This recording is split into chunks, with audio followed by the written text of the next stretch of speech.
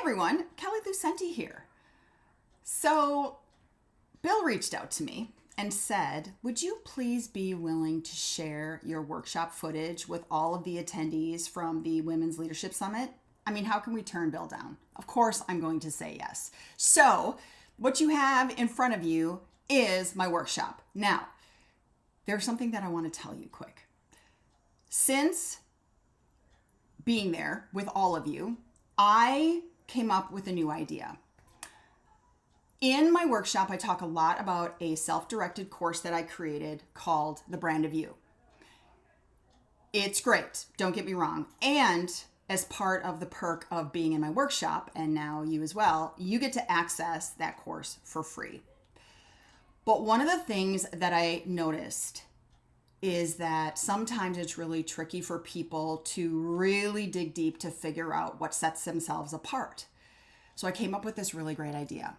Why are we doing all of this heavy lifting by ourselves? You don't need to hire a brand strategist. All you have to do is take a couple of self-assessments and a few tips and tricks on how to use ChatGPT and let it do all the work for you. So here's the great thing. Go ahead, try The Brand of You. It's free. Why wouldn't you? But if you find that it's taking you too much time to really carve out what makes you remarkable and define your remarkability, don't waste the time there. Go into this new course that I created, and it is hot off the press. It is called the Remarkability Blueprint Corporate Edition. It's not free, but it's not expensive either. Here's the deal. If you have taken some self-assessments, you are going to grab all of that content. And then I am going to step you through every single prompt on how to feed these into ChatGPT. And it is going to spit out every single thing you need. It is going to give you your identity map, your positioning statements, elevator pitch, LinkedIn profile update, short and long bios, an entire messaging bank, sound bites that you can use to implement in your daily life, on your website, in your social, everything. I am so excited about this, and you guys are the first to hear about it. So here's the deal.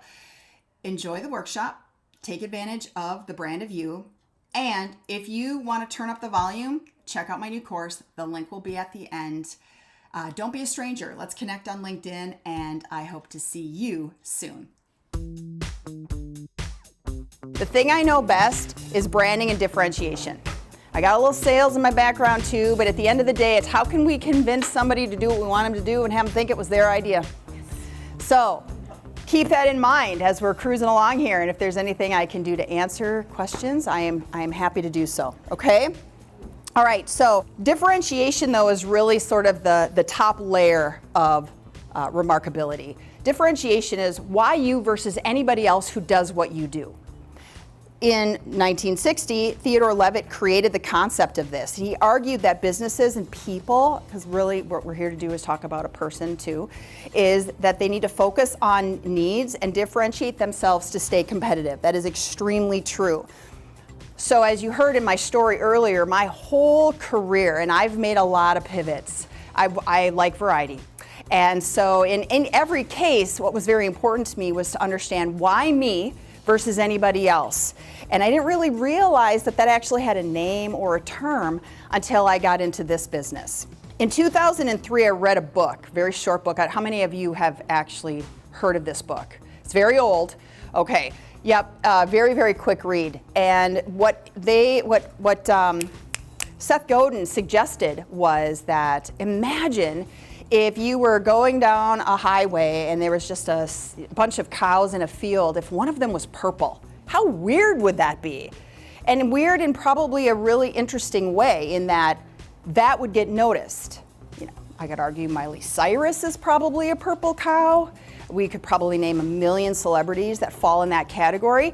That's not what I'm after. What I'm after is why someone would pick you, not necessarily see you, if that makes sense, the difference. Okay, so the differentiation versus remarkability, let's talk about that a little bit. I'm using superheroes as my example because they're super fun and they're really easy to articulate and describe because everybody knows who they are, even though they're a cartoon. But let's just talk about a couple of these. I've got 4 of them to show you. If we looked at Spider-Man, his differentiation is he's a relatable character with everyday problems, unique spider-like abilities. Pretty cut and dry, right? But his remarkability is the only superhero that balances typical teenage life with heroic responsibilities. Isn't that true? Like, he's really the only teenage guy with the spidey senses. But Superman, on the other hand, his differentiation is his origin story. He's got superhuman abilities and he's got a moral compass. We know that about him. But his remarkability is he's the only superhero defined by his embodiment of hope and idealized heroism, representing the ultimate force for good in the world. That's true. Do you feel the difference at all in those two statements? Batman. He doesn't have any superpowers. He relies on his brain, and he's got really cool gadgets. Awesome, right? But he has a dark, brooding persona. He's super deep, and all the ladies like him, which is so interesting to me. Okay, Captain America, last one. He's the super soldier. He's got all these superhuman, capabilities. But his remarkability is the only superhero who embodies the spirit and values of a nation. I get asked a lot by people, does everybody have this ability? Do all products, do all companies, do they have the ability to be remarkable? And the answer is no, they don't. And here's the other interesting thing, is that it isn't set in stone. It morphs. It morphs as we evolve and grow and we change our personality and opinion, because I would argue that you look at how you were in your younger years, you have a different point of view as you age. Some people grow together, some people grow apart, but there's always growth. And along with that, changes your perspective and how you feel about things. The core of who you are typically doesn't change, but how you externalize that sometimes does. I was just met in the hallway by one of the photographers, and they said, you were surprising to me because you were really, really quiet, barely made any eye contact in the hallways, and then you got on stage, and then something changed. And I said, it's because I'm an introvert. And that is very different than when people get to know me. They're like, holy crap, you have like balls of steel. You're just like in it to win it. You're a fighter, you're gonna take one for the team, and it's all about doing the right thing and having a strong point of view, because I very much do. But I have a friend who's not in the room right now, but when she and I leave today, we're gonna be in the fetal position, under a blanket, because we need to check out for a while. And then our other friend, Kelly, is gonna wanna just like rappel off some building, because that's how she is. So it's really about, can you find a spot, or whether it's a characteristic, it's a trait, it's a skill set, where can you fit in that only you can do? And it's a tricky thing to uncover. And that is why, if you read the bio of this workshop, that I was offering a free access to the Brand of You, which is a self-directed course that I have to help you figure yours out. So if you want that, I've got a thing on the board that at the very last slide that you can go in. I've completely unlocked it, and you can go in, and it's lifetime membership, and I'm actually going to update it in the next couple of months, but it will help you start to unpack some of this stuff, so I hope you find it helpful. Okay, one of my very, very, very favorite examples of remarkability is Johnny Cupcakes. Who knows who this guy is? Anybody? Anybody in the room? Oh, you guys are gonna love him. You're gonna love him. All right, here's his deal. He was this creative. He was a graphic designer by trade, selling t-shirts out of his car as a young man. And he had this idea, and he's like, you know what? I wanna be disruptive. I wanna be edgy.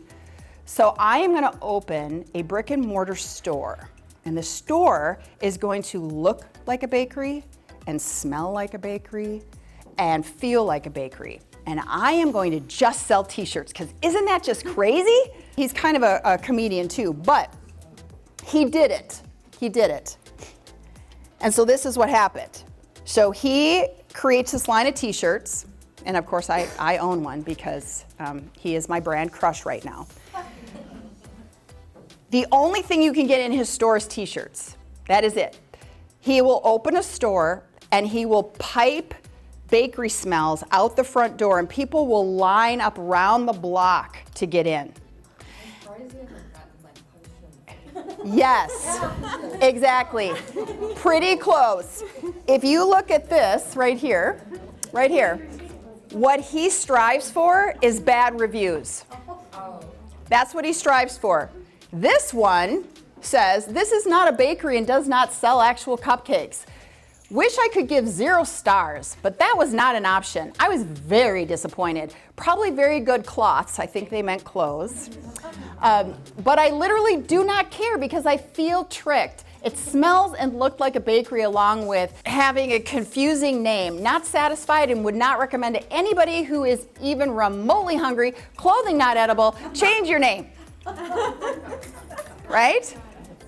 He turned it into a t-shirt. And he sells it. You can actually get that online. It's fantastic. And everybody loves Johnny Cupcakes, so much so that they're tattooing his logo to their bodies. And 100% of the time, if I am wearing his t-shirt through an airport, I will have many people scream from across, "Oh my God, that's Johnny Cupcakes!" And it is like the coolest thing ever. So do yourself a favor if you have a spare 5 minutes and go check him out online because he's super awesome. The packaging is phenomenal. It is, right? It's like ridiculous. Okay, so I owe you some steps on how you can discover your own remarkability. All right, so here are a couple things that you can do right now. This is where we're gonna spend our time, so ask questions. What we have to do here is we gotta figure out what our core strengths are. What do you do exceptionally well? Here's where this gets really tricky and probably why I have a job. Is because I always stand in front of people and I say, know thyself. There should be nobody who knows you better than you. As a matter of fact, one of the exercises I do when I'm talking on personal branding exclusively is I have a whole bunch of candy up at the front here, and I ask some poor volunteer to come up and I say, pick your favorite candy, and they always pick peanut M&Ms, and I'm not entirely sure why. I have not figured that out. But I'll say, can you describe that candy? And they're like, yeah, melts in your mouth, not in your hands, candy-coated shell, peanut center. They're awesome, right? Oh, great. Now can you describe yourself? Nothing, oftentimes. Why is that?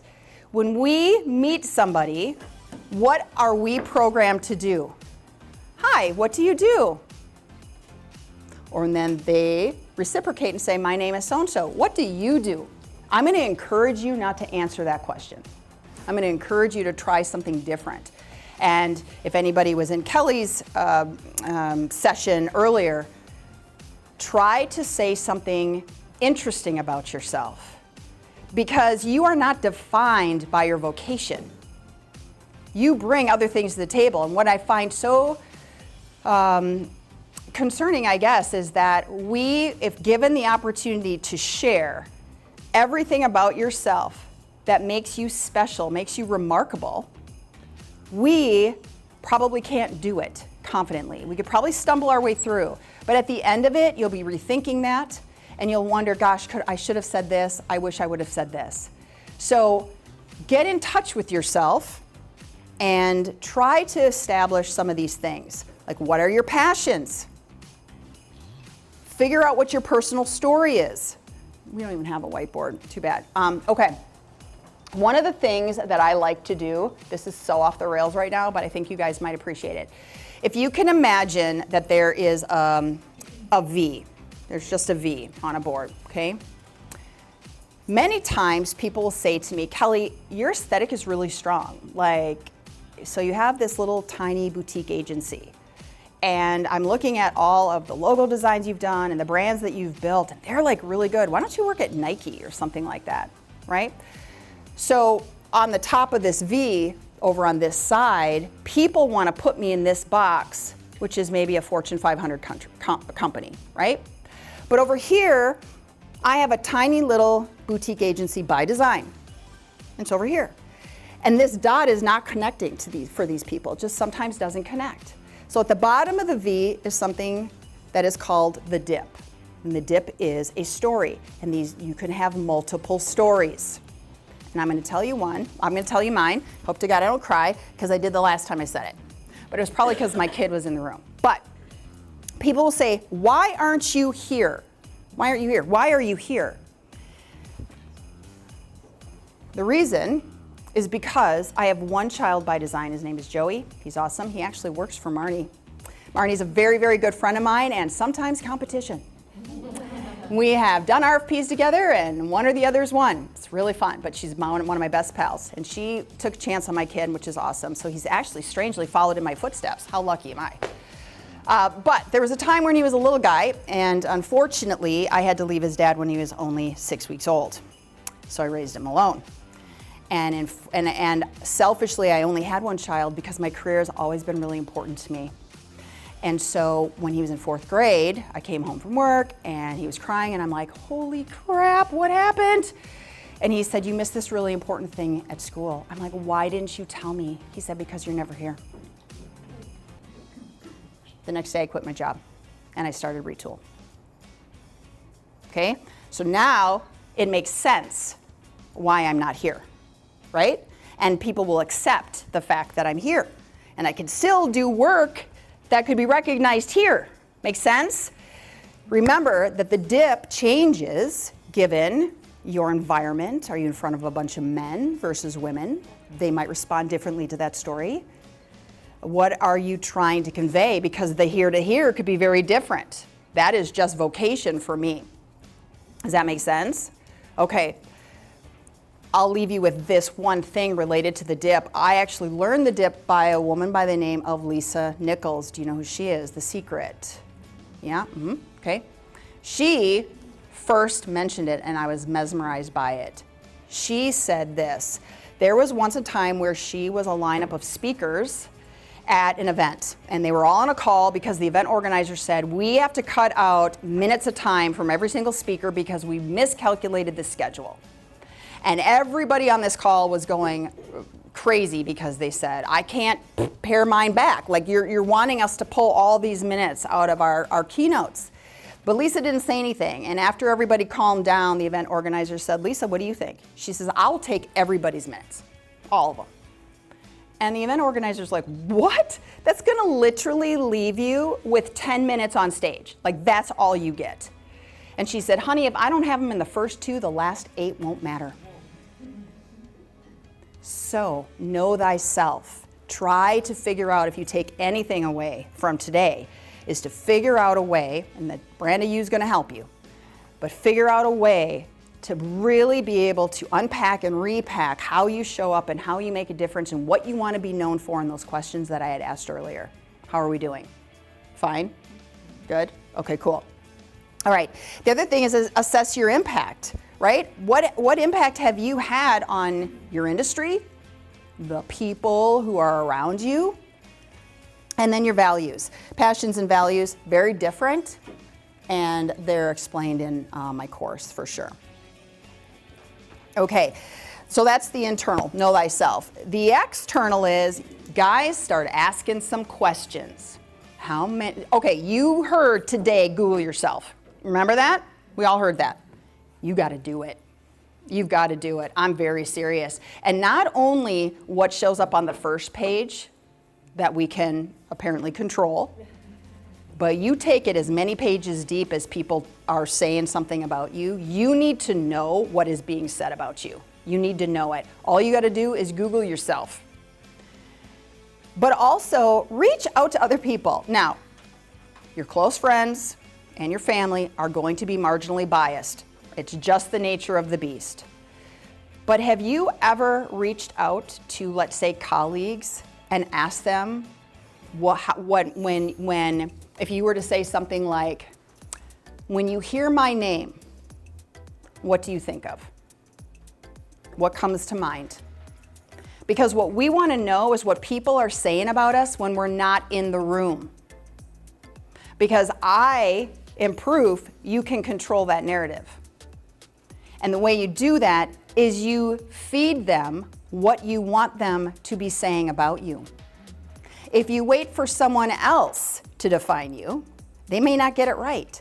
In the same way, I was misinterpreted in the first, before I got on stage, basically, right? Had I just been, had I been an attendee and not a speaker, I may not have had the opportunity to meet many of you because I'm an introvert.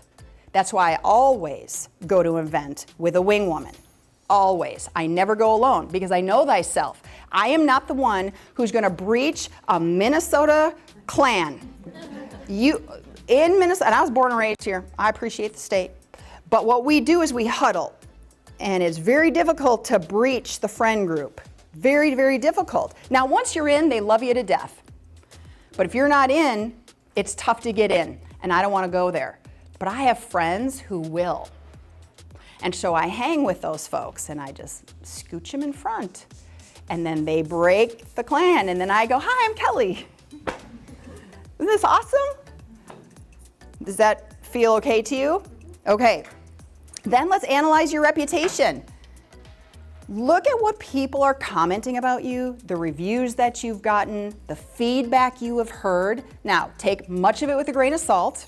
However, is there any golden nuggets in any of that that you'd find helpful to formulate how you are remarkable?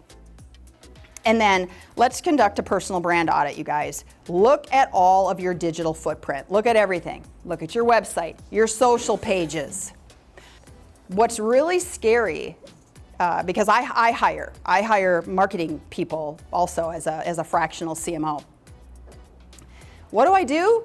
I'm like Recon Central. I feel like a PI because anybody can give a great interview. Anybody can lie on a resume. But you cannot hide from the internet. Social media is either helpful or hurtful. Rarely is it ever neutral. The old days when there was no internet and all you could do for marketing was collateral, stuff got thrown in the trash. You'd receive direct mail in the mail and you toss it. Right? The damage is done if somebody screwed up. Now, you say anything that's polarizing or at all edging into sort of some shark-infested waters, you are exposed. And companies are firing people because maybe they didn't go through the correct audit process, etc. For you guys, whether you're an employee, you own a company, so you can do this variety of ways, you want to make sure that it reflects what's written about you, what you are talking about online. Let's say Facebook. We'll take Facebook for our example. We are in an election year, which is always so fun for my business because oftentimes I have to do damage control because sometimes, regardless of what side we're on, our heads spin completely right around. And when we're trying to express our opinion and we do so, great, because everybody has that right as an American.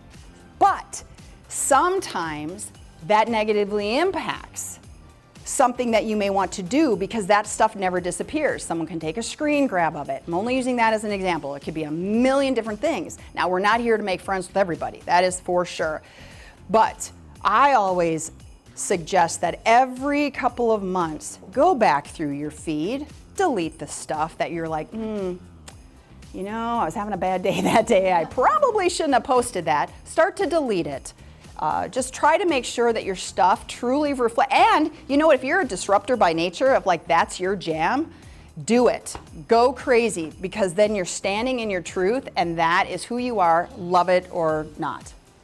Here we go. So how are we going to build some things? We need to craft a value proposition. Here's the beautiful thing about ChatGPT, who was in Lisa's session. Yes. Here's the deal. ChatGPT comes in real handy if you're not a good copywriter. And I would argue there aren't too many copywriters by trade in this room. I'm not either. So what's really lovely about it is that if you use it, don't rely 100% on it, but use it to assist you. For example, let's say that you do the brand of you, the self-directed course. In there, we are going to identify some things, your skills, your attributes, the things you prefer. We're gonna create some lists. I would highly recommend that you go take 2 self-assessments. I'm gonna tell you what they are right now. Now, there are a million to do, Myers-Briggs, all the things. You probably have done something or several. Go find those results, read them. If you think that they still apply to you, you're going to set those aside with all of the other pieces and parts of the notes that you're writing about yourself, right? Of everything we've talked about today, but also my course, all right? If you've not done it already, I'm gonna recommend these 2. They are inexpensive. That's why I love it, because I am cheap, but also very helpful. One is Clifton Strengths, Strengths Finder 2.0. You don't even need to buy the book, but if you decide you want to read it, there's a key code in the back. You don't even need to do it. You just take a test. It's very, very simple. What that is going to do is spit out your top 5 strengths in business. This is not a personality profile test. It is, do I have the right butt in the right seat?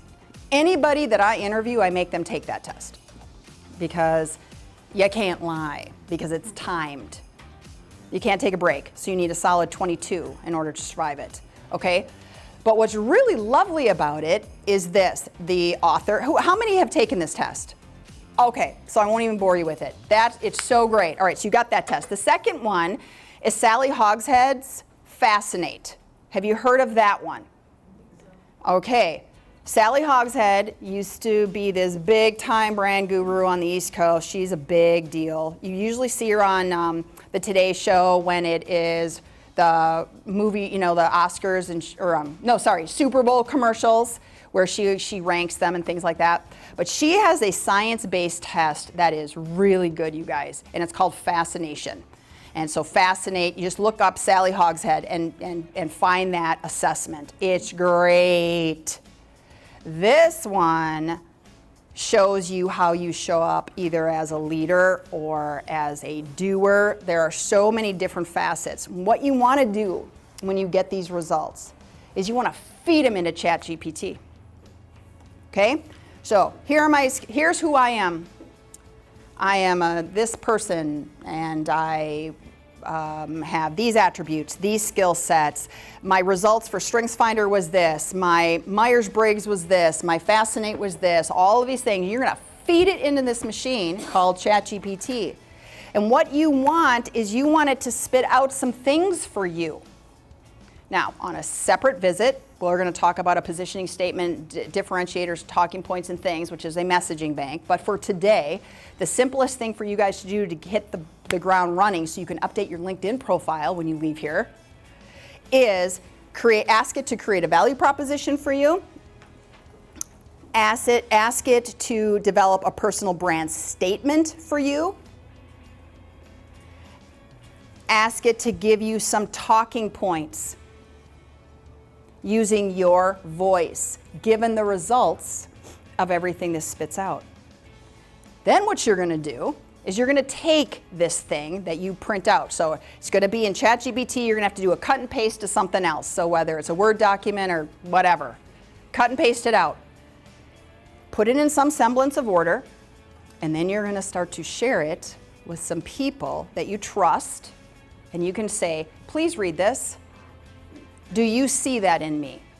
Does that feel like me? And if they say no, ask them why. Always ask why. Does that make sense? Okay. The idea then is, let's pretend you say, oh my gosh, this is exactly me to a T. I love this. Maybe it makes you cry. Sometimes it does. And seriously. Then now you have the building blocks to update your website, your LinkedIn profile, your bio, your resume.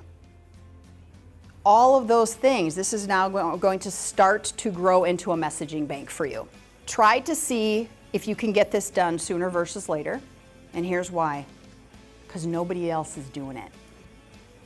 So if you want leverage, if you want an edge up on people who are doing what you do, maybe you want a promotion, maybe you want a job change, whatever is happening in your world, most people don't know to do these things. And so now you have the knowledge, and if you can carve out a little bit of time, I'm I could pretty much guarantee you that this is going to benefit you in a big way. So try to commit to the next 6 to 12 months, setting goals to get all this done for yourself. All right? Then what you want to do is you want to put it into practice where it says you're going to live your brand consistently. Practice it. Now with this messaging bank that you've done these assessments, you've done my course, you've got this information. Now when you go to networking events, I'm going to challenge you to have different kinds of conversations with people. When someone says, hey, so-and-so, nice to meet you, what do you do? Well, you know what, I'm in this industry, but let me tell you why I'm in this industry. Let me tell you how I got here. Let me tell you what inspires me. Let me tell you why this particular something, why I'm here at this event. It could be a million different things. Practice that, because you just saying where you work, in my opinion, just is not good enough. It just doesn't tell the story, and it doesn't define us. Okay, and then again, regularly review and adjust it. Network with intent. You know, Kelly talks a lot about this. We only have 24 hours in a day. Much of it is filled with our life, our job, and all the things. And there's a lot of stress and complications and things happening. So when you spend days like today where you're out here, you've committed an entire day, now you're going to go home and you've got a whole day worth of work stuff to make up because you've been so checked out. You know, there's operational costs to that, and there's just so much of you to go around. But try to find some time for yourself. Carve out time to do this. And with that information, then try to network with intention. Show up places that will allow you to practice this, but also be open to that feedback, maybe get some feedback from them. And I'd be very curious. Try to connect with me on LinkedIn if you can. Remember to do so. Connect with me on LinkedIn. And let's stay connected. Update me on your progress in the course, if you found those 2 assessments to be helpful, if you have been practicing this and you are finding it to be effective. That would be really helpful feedback. And also, if you just think I completely suck. That is also an acceptable answer. Okay, and then invest in your personal development. Here's the thing, it doesn't happen by osmosis. We've got to work on ourselves. You know, you're in the business, on the business. We are our own brand. And it's really important that we care for it when we can. All right, so just to recap, we're going to leverage social proof in order to, once you build this narrative, you need to get the word out. Now, I know everybody's on LinkedIn and social media and et cetera, but one of the things that you're going to want to do is make sure that you get the word out about yourself, because what we don't want, as I said earlier, other people describing us without our edits. Does that make sense? Okay, if you get a chance, if you have the opportunity or the means, if your employer will allow it, try to publish thought leadership material. If you follow me on LinkedIn, you're gonna see that every time I post something, if you friend me on Facebook, I tend to be relatively funny there. I'm a little cheeky. On LinkedIn, I'm far more professional, but I also spin in a little something, because that's just my style. But I never post anything without giving you takeaways. Never, because that's my thing. So if you can find ways to have your point of view shared, that actually does become sticky. And then, you know, if you don't have a fear of public speaking, you know, throw yourselves to the wolves. Get out there. You know, sometimes it turns out okay. All right, so anyway, I'm just going to leave you with this. Uncovering your remarkability is a continuous journey. Implement these steps, gather insights, adapt as you grow. Your unique value will give you an edge, set you apart, and drive even more success. I wish you all the best. Thank you. Thank you.